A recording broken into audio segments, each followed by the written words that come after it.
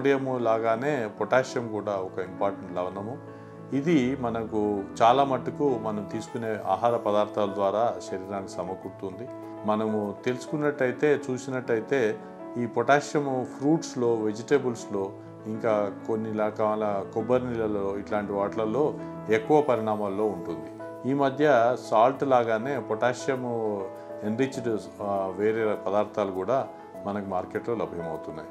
ఈ పొటాషియం ఎందువల్ల ఇంపార్టెంట్ అంటే ఎక్కడెక్కడైతే సోడియం వల్ల లాభాలు ఉంటాయని ఉందో, సోడియం ఎట్లయితే అవసరమో శరీరానికి, ఈ సోడియం పొటాషియం ఏటీపీఏజ్ అనే వ్యవస్థ ద్వారా, అంటే ఈ మెకానిజం ద్వారా ఈ సోడియం పొటాషియం ఇంటరాక్షన్ కంటిన్యూస్గా మనకు ప్రతి శరీరంలోని ప్రతి సెల్స్లో కూడా జరుగుతుంటుంది.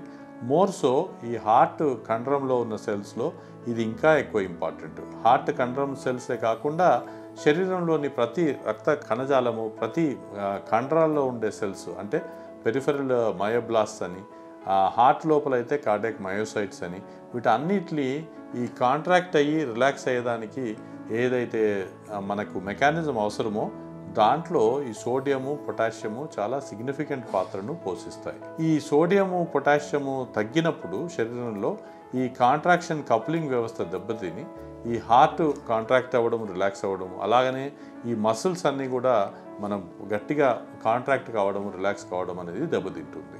ఇది జరిగినప్పుడు రోగికి నిస్సావచ్చుగా పడిపోవడము, లేదంటే ప్రెషర్ తగ్గిపోవడము, అలే కాకుండా హార్ట్ బీటింగ్కు కూడా హెచ్చు తగ్గులు జరగడము, ఇంకా తక్కువ పరిణామాల్లో జరిగినప్పుడు పొటాషియం ఇంకా శరీరంలో తగ్గిపోయినప్పుడు హార్ట్ బీటింగ్ కూడా అబ్నార్మల్గా రావడము, సడన్గా రోగికి ఇంకా ప్రమాదకరమైన బీటింగ్ అబ్నార్మాలిటీస్, అరిథ్మియాస్ అంటాం, అట్లాంటి సంభవించడము, ఇంకా తగ్గినప్పుడు హార్ట్ మొత్తము ఆగిపోవడానికి కూడా మనకు అవకాశం ఉంది. కంటిన్యూస్గా పొటాషియం లాస్ అయినప్పుడు, అంటే లూజ్ మోషన్స్, వామిటింగ్స్ అట్లా ఎక్కువగా జరిగి శరీరంలో పొటాషియం శాతం బాగా తగ్గిపోయినప్పుడు హైపోకెలీమియా అని దాన్ని మన మెడికల్ పరిభాషలో పరిగణిస్తాము.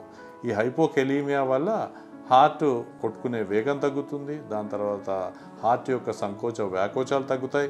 అదే కాకుండా శరీరంలో ఉన్న కండరాలు అన్నిట్లలో కూడా వీక్నెస్ వచ్చి రోగి నిస్సత్తుగా పడిపోవడము, నిల్చుంటే బీపీ తగ్గి పడిపోవడము, ఇంకా నడవడానికి అసలే శక్తి లేకుండా ఉండడము, ఇట్లాంటివన్నీ సంభవించవచ్చు. అదే మరి పొటాషియం మరీ పెరిగినా కూడా ప్రమాదం. అంటే పొటాషియం శరీరంలో ఎక్కువైనప్పుడు కిడ్నీ మూత్రపిండాల ద్వారా అది ఎక్స్క్రీట్ అవుతుంది. అలా కాకుండా అది కిడ్నీ ఖరాబ్ అయినప్పుడు కానీ, ఇంకేదైనా మందుల సైడ్ ఎఫెక్ట్ వల్ల కానీ ఇది పెరిగినప్పుడు కూడా మళ్ళీ దానికి విపరీతమైన బీటింగ్ అబ్నార్మాలిటీస్కి, అరిథ్మియాస్కు దారితీసి అది కూడా డేంజరస్గా సడన్ డెత్స్ అయ్యేదానికి కూడా అవకాశం ఉంటుంది.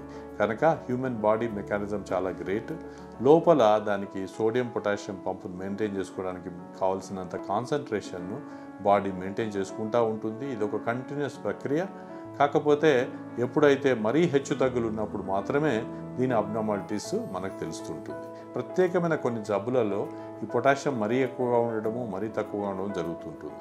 బ్లడ్ ప్రెషర్, అధిక బ్లడ్ ప్రెషర్ ఉన్న వాళ్ళకి పొటాషియము తగ్గినప్పుడు దానికి ఆల్డోస్టిరాన్ ఎఫెక్ట్ వల్ల జరుగుతున్నట్టుగా మనం అనుకుంటుంటాం.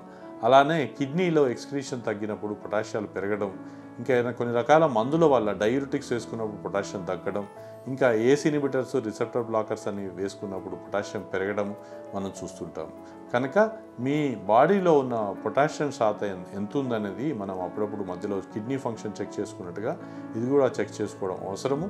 ఎప్పుడైతే రోగికి దడలాగా, ఇంకా పంపింగ్ ప్రాబ్లమ్స్ ఉన్నా, వీక్నెస్ ఉన్నా అట్లా అనిపించినప్పుడు డాక్టర్ అడ్వైస్ ప్రకారంగా చెక్ చేయించుకోవడం అవసరం. ఈ పొటాషియం ఎలా తగ్గాలి, ఎలా పెంచుకోవాలి అని మనం చూసినట్టయితే ఫ్రూట్స్, వెజిటేబుల్స్, సలాడ్స్ తీసుకొని, కోకోనట్ వాటర్లో కూడా గుడ్ సోర్స్ ఆఫ్ పొటాషియం ఉంటుంది, అవన్నీ తీసుకొని ఈ పొటాషియం మరీ తగ్గినప్పుడు దాన్ని కంట్రోల్ చేసుకోవచ్చు.